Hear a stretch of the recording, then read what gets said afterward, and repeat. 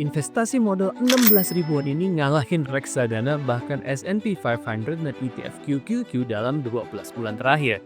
ETF paket saham misterius ini untung 34,5%, Nasdaq QQQ 23,66%, S&P 500 atau ETF SPY tumbuh 17%.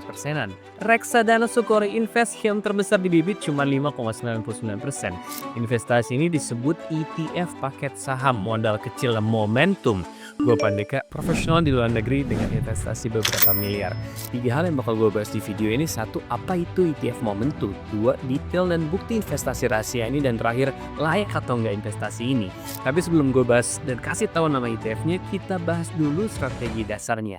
Apa itu ETF Momentum? ETF itu Exchange Traded Fund alias paket saham. Dengan 16 ribuan aja lo bisa investasi ke banyak perusahaan, contohnya Google, Nvidia, Microsoft, Netflix, Grab, dan ratusan lainnya.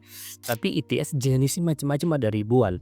Yang mau gue jelasin ini pakai strategi momentum. Artinya dia milih saham berdasarkan performa harga terbaru, kinerja pendapatan, tren kuat jangka pendek. Simpelnya saham yang lagi naik kemungkinan besar bakal terus naik.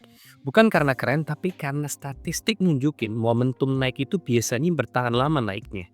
Tapi ingat, momentum nggak selamanya, nggak abadi. Pasar bisa berubah dan saham yang dulu ngebut bisa tiba-tiba melambat. Itulah kenapa strategi momentum dipakai, karena fleksibel dan dinamis. ETF momentum ini diupdate lebih sering sama pengelola dananya, jadi kalau ada saham yang nggak naik atau malah turun, langsung diganti. Dan itu jadi alasan kenapa ETF yang bakal kita bahas hari ini super menarik. Dia dibangun full dengan strategi ini, tapi akan nama ETF-nya kita bahas di poin kedua. ETF-nya adalah Invesco S&P 500 Momentum ETF, tikernya SPMO. Cek aja langsung di HP, search SPMO di Yahoo Finance atau Google ya. Oke, kita masuk ke data dasar dan data pembanding dengan investasi yang lain. SPMO ETF, si paket saham momentum ratusan perusahaan yang lagi berperforma balik ini, aset kelolanya atau sebutannya AUM atau uang investasi nasabah yang dikelola dalam paket ini adalah 12 miliar dolar. Coba bandingin sama reksadana terbesar di Indonesia itu cuma 450 juta dolar. Ini penting karena semakin besar AUM, makin banyak orang percaya naruh duit di sana. Nah, hari ini kita bakal bongkar detail pembandingnya SPMO dan bandingin sama QQQ dan ETF SPY. Oh ya, gue nggak bahas reksadana karena untungnya terlalu kecil, rupiah melemah parah, dan biaya expense ratio atau potongan adminnya terlalu mahal. Gue udah bahas di video terpisah di sini. Oke, isi ETF SPMO, satu saham terpilih dari S&P 500 ngikutin S&P 500 Momentum Index. Nah, buat teman-teman yang masih belum paham tentang cara kerja S&P 500 atau paket saham top 500 perusahaan di Amerika, bisa nonton video gue yang ini. Dan kalau masih ada yang mau ditanyain, langsung aja kolom komennya diisi, jadi gue bisa jawabin satu-satu insya Allah. Kita lanjut ya. QQQ ETF Nasdaq 100, aset kelolanya 360 miliar. Isinya 100 saham teknologi terbesar atau kita sebutnya Nasdaq. SPY ETF, aset kelolanya 655 miliar. Isinya 500 saham ngikutin S&P 500 full version. Nah, performanya setahun terakhir nih, si SPMO itu 34,55%, QQQ 20%-an, SPY 15%-an. Satu tahun aja bedanya udah segede itu. Tapi apakah ini bakal terus kejadian? Nah, makanya penting kita cek performa 3 tahun sama 10 tahunan juga. Dalam 3 tahun terakhir, SPMO 30% per tahun, QQQ 24%-an, SPY 19%-an. SPMO masih unggul, tapi kita nggak bisa cuma lihat 3 tahun aja nih. Kita harus zoom out ke 10 tahun ke belakang. Sejak 2016, ini gue bikin asumsi ya, mulai 2016 dividennya kita reinvest. Jadi misalnya kita invest 100 juta, jadi kira-kira QQQ 500 juta, SPMO 462 juta, SPY 100 juta, kamu jadi 300 jutaan. QQQ tetap unggul berkat saham teknologi gede, tapi SPMO sejak lahir 2016 masih jauh ngalahin SPY. Buat yang nyari kombinasi return tinggi plus risiko lebih kalem, SPMO menarik banget. Volatilitas maksimum drawdown-nya QQQ minus 32. Returnnya tinggi tapi naik turunnya dalam. Harus sabar dan konsisten. SPMO 10%-an, SPY minus 18%. Artinya pas pasar crash, portfolio lu lebih aman pakai SPMO dibanding QQQ. Kesimpulan performanya, satu, QQQ memang jangka panjangnya menang. SPMO lebih kalem saat pasar jatuh. Tapi 3 tahun terakhir performa SPMO gila-gilaan didorong momentum saham kayak Nvidia dan Meta. 4, SPY lebih moderat dan terdiversifikasi. Oke, distribusi sektornya nih, SPMPO lebih rata, SPMO isinya lebih beragam, sedangkan QQQ penuh perusahaan teknologi. ETF QQQ overdosis teknologi karena 88% large cap, 11% mid cap, 53% sektor teknologi. Masalahnya kalau teknologi drop kayak tahun 2022, QQQ bakal ikut tenggelam. Valuasinya udah tinggi banget, PE ratio-nya gila-gilaan. Jadi walaupun growth-nya gede, tapi risikonya juga jadi tinggi. SPMO lebih merata, lebih sehat. Teknologinya cuma 24%, sisanya tersebar di keuangan consumer, discretionary, komunikasi, staples, dan lain-lain. Semua sektor dapat porsi, nggak ada yang dominan. Hasilnya, risiko tersebar lebih merata. Portfolio lebih stabil, lo nggak panik tiap ada crash di satu sektor. Beta ukuran liar dibandingin pasar S&P 500 itu 1, SPMO 0,94, lebih kalem di pasar.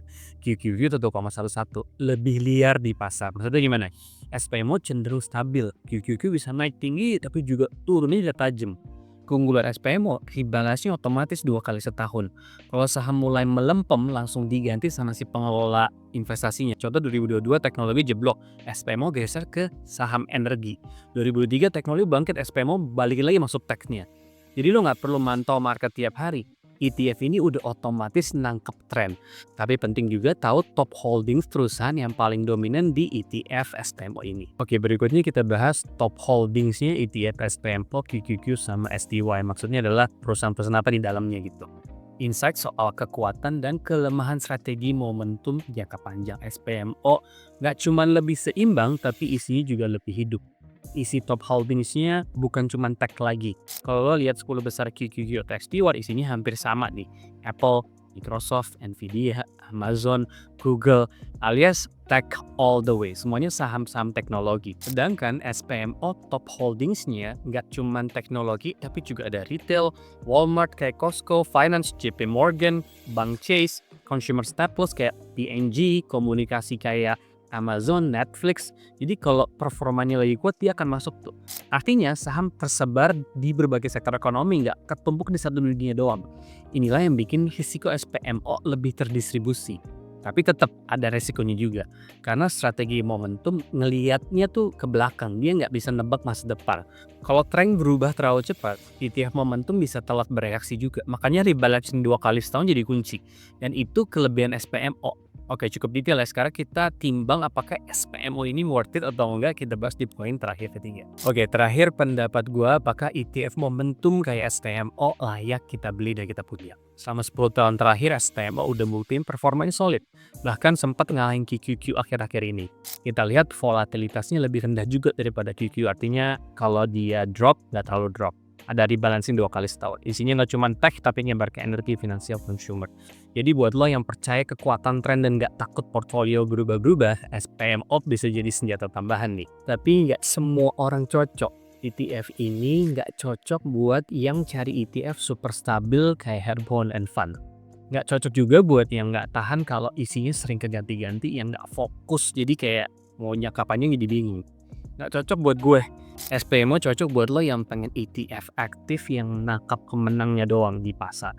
Oke, dengan isi portfolio yang dinamis, cari kombinasi growth plus diversifikasi, mau ETF biaya murah tapi tetap performanya bagus gitu. Kalau jatuh pun juga nggak drop-drop banget. Buat gue pribadi, gue tetap pilih QQQ sebagai core holding gue. Tapi kalau lo mau tambahan satellite ETF buat dorong growth tapi tetap agak stabil, SPMO masuk akal banget. Biaya aktifnya juga rendah, jadi lo nggak rugi walaupun cuma coba dulu. Tapi penting juga lo tahu 3 fund portfolio yang bisa lo beli dan pegang seumur hidup ada di video ini, dan step by step cara investasi mulai dari 16.000 kayak beli SPMO ETF ada di video ini. Thanks for watching. Assalamualaikum.